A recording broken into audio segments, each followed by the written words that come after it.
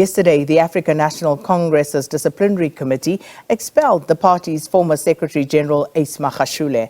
Magashule was suspended in 2021 after he was found guilty of contravening some rules of the party's constitution, including an attempt to suspend the party's president, Cyril Ramaphosa, on his alleged involvement in the Phala Phala farm robbery.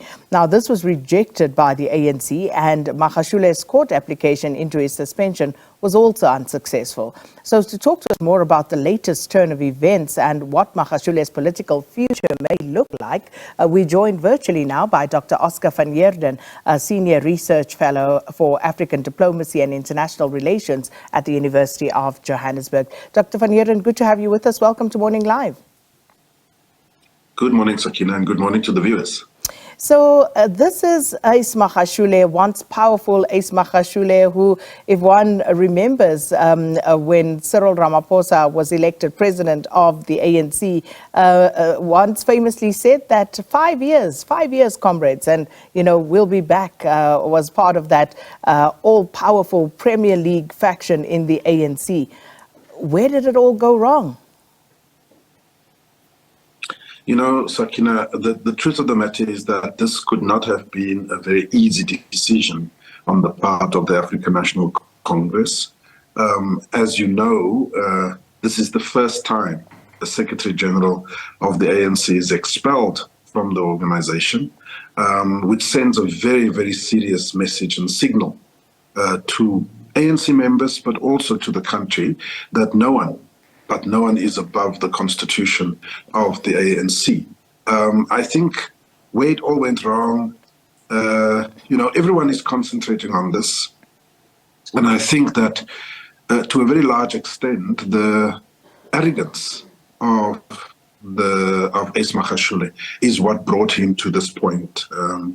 You know, those famous words, only 5 years, was said soon after the president of the ANC was elected in 2017, putting himself against the president and against the leadership at the time, and it was just downhill from there. So if we look back to the rise and fall of what was known as the Premier League, it comprised, of course, then of the three premiers, David Mabuza from Mpumalanga, Supra Mahumapelo in the Northwest, and Ace Magashule in the Free State. How much did their support for former President Jacob Zuma impact what eventually transpired when Cyril Ramaphosa became president of the ANC? You know, for us to get to this point, Sakina, does speak to the state of the ANC and the fact that, as you rightfully point out, Ace was part of a particular faction in the ANC, a very strong faction at a particular time that brought Jacob Zuma to the ascendancy as president of the ANC. And there was this big man mentality in the Free State, in the Northwest, and of course in Mpumalanga. And I think that, you know, at a certain point, these were individual politicians, premiers, very powerful individuals in their provinces. But of course, as we now know, history has shown us that things changed. Some might argue for the better. And at the last conference, not this last one of December, but in 2017, when Cyril Ramaphosa actually won the presidency, albeit with a very narrow margin, that is when that big man politics, that is when the situation changed for the so-called Premier League. By the time we got to the next elective conference, which was held in December last year, their political existence, their political influence had dwindled so much that they hardly had any influence at the conference at all. So if we look at Ace Magashule right now, is he still a force to be reckoned with, or is he a spent force, politically speaking, right now? Sakina, in my opinion, I think that he is a spent force. I think that that particular faction, whether it be Supra, whether it be Ace, Didi, etc., these are all individuals that no longer command the kind of influence and power that they used to have. You would recall, Sakina, that earlier last year with the policy conference of the ANC, Ace Magashule was outside on the periphery. Similarly, at the elective conference last year, he was not part of it, but he was outside on the periphery, attempting to influence, still saying things like he's going to come back, and so on and so forth. None of this happened. So I don't think that Ace Magashule is a force to be reckoned with. I think that it is very unfortunate that the ANC has come to this point where they've now expelled Ace Magashule. You would recall, Sakina, they also expelled Karl Neus not so long ago. So that whole faction is now in the dustbin of history. Is that a good or a bad thing for the ANC, Dr. van Heerden? Because how much do you think this decision will hurt the ANC's campaign for next year's elections? Yeah, I think that it is quite a bad thing. A bad thing in the sense that it could not have been easy to actually come to a point where you talk of expulsion. This is a very, very serious decision in the African National Congress. There are people that before that, like Olamisa, like Julius Malema, and so on, that have been expelled from the ANC. And we've seen that they formed their own political parties and so on, and they are in parliament. I suspect that come next year's election, Ace Magashule is going to either join one of the existing parties in opposition to the ANC, or might even decide to launch a new party together with Karl Neus and others to actually be a force to be reckoned with against the governing party. How successful do you think that might be, and based on what at this point? Because if you look at what's happening in the Free State, excuse me, would you say that Ace Magashule is still a factor in terms of having a strong constituency? No, I don't think so, Sakina. If we look at the provincial conference that took place in the Free State and new leadership that was elected eventually, there was absolutely no influence that Ace exerted in that conference. I think people have gotten to a point politically where they basically said that we don't want strongman politics. We are not going to return to a situation where Ace Magashule is the one who decides the fate of the province. So I do think that his support has waned.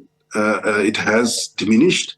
And I do think that he's not going to pose any significant threat to the governing party come next year.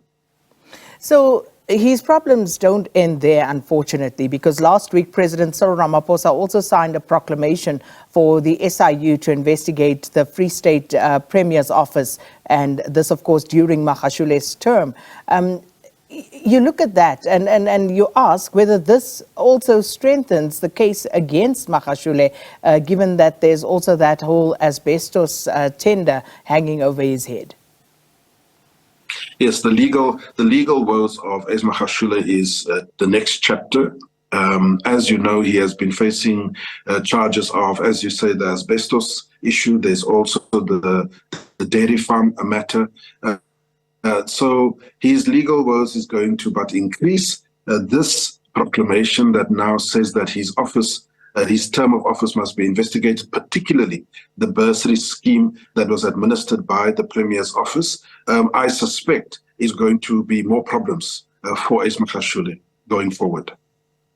What about those who may have been allies of Ace Magashule during the good old days when he was one of the strong men within the ANC?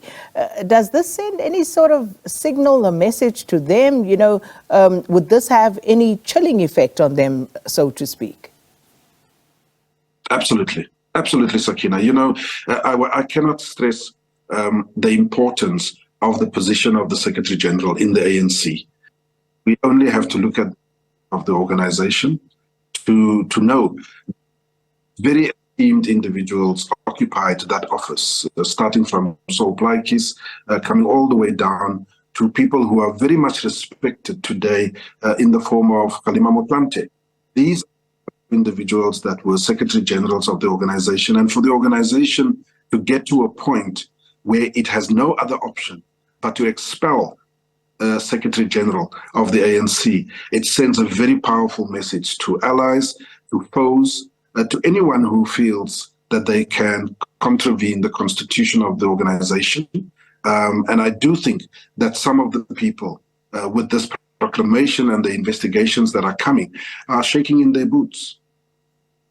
And you know, we saw some years ago former President Thabo Mbeki invoke some Leninist theory there, saying for the ANC to self-correct, you know, it may be a case of better fewer, but better. And it makes one wonder at this point whether the ANC is embarking on this course of action so that they could perhaps placate the electorate going into an election next year to say, see, we are dealing with some of the problems with corruption in a meaningful way, so that they do have some poster child to hold up to the public and say, we've actually done something, we've dealt with this. Would it be a fair reading of that situation to say that perhaps the ANC is playing to the gallery here?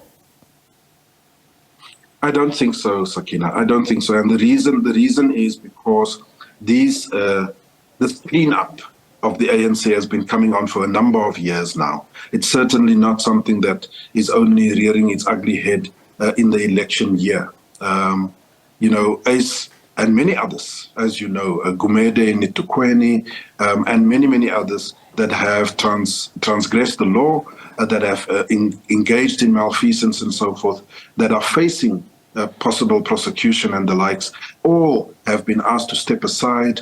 There's been huge debates about the step-aside rule, people trying to say that it's not constitutional and so forth, and it being reinforced by the elective conference of the ANC. So the ANC has been wrestling with this issue of cleaning up the ANC, getting rid of factionalism, getting rid of corruption and malfeasance for a number of years. So I don't think that it is about playing to the gallery. I think that the ANC is merely seeing the program out to its logical conclusion. And I suspect that there are going to be a number of others. Now that Frank Chikane, as you know, is the head of the Integrity Commission, he himself has famously said that he's not going to be governed by criminals. So I think that the ANC is sending a message, watch this space, we are going to clean up, regardless of the general election next year. Which is an interesting point because, you know, if you say they are going to clean up, you have, for example, the Zondo Commission report into allegations of state capture, and yet what we see as people who've been implicated in that report still holding very powerful, lofty positions within government, within cabinet, within the ANC. So is this cleanup about dealing with the faction that is now out of favor? And are we likely to see whoever comes next, if there's another faction, then deal with whoever is in charge now? You know, Sakina, there's a famous Chinese proverb that says, before setting out on revenge, make sure you dig two graves, because there will be this perpetual cycle of people wanting to get back at each other. I do hope that's not going to be the case. I do think that there are, of course, a number of rotten apples within the ANC, within the leadership. I think that the National Prosecuting Authority, I think the ANC's Disciplinary Committee, they are all very committed to make sure that the resolutions or recommendations of the Zondo Commission is implemented. The President has indicated that there is a plan going forward. The capacity has been given to the prosecuting authority, more money has been given, and of course business has also come to the party to say, how can we assist in some high-profile cases flowing from the state capture. So I do think that we are going to see some results with regards to the outcome of prosecution for not only the small fish, but also the big fish. Well, we wait to see that. Thanks so much, Dr. Oscar van Heerden, a senior researcher and fellow for African diplomacy and international relations at the University of Johannesburg, talking to us, of course, about the ANC's Disciplinary Committee's decision to expel the party's former Secretary-General Ace Magashule.